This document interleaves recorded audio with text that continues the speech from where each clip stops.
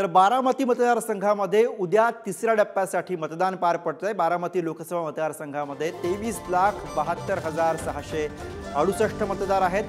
मतदान केंद्रावरती मतपेट्या पोहोचलेल्या आहेत। मतदान प्रक्रियेसाठी 3000 कर्मचारी तैनात आहेत आणि या संदर्भातला आढावा घेतलाय आमचे प्रतिनिधी जयकुमार जाधव यांनी। बघूया।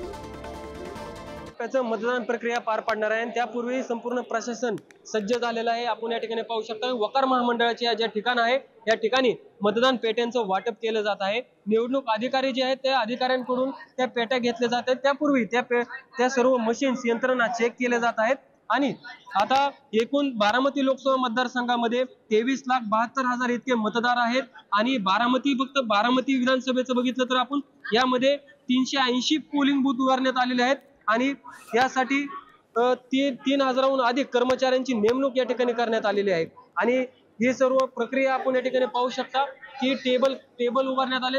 एका टेबलवरती एका गावाची फक्त त्या ठिकाणी नावं दिलेली आहेत आणि त्या गावांमध्ये किती पोलिंग बूथ असणार आहेत, त्याचा क्रमांक किती हे त्या ठिकाणी दिलेलं आहे। त्यामुळे जेणेकरून निवडणूक अधिकाऱ्यांना जे मशीन्स आहेत ते त्यांच्याकडे घेण्यासाठी त्यांना सोपे जात आहे आणि जी यंत्रणा जी आहे आता ती थोडीशी आधुनिक झालेली आपल्याला पाहायला मिळत आहे।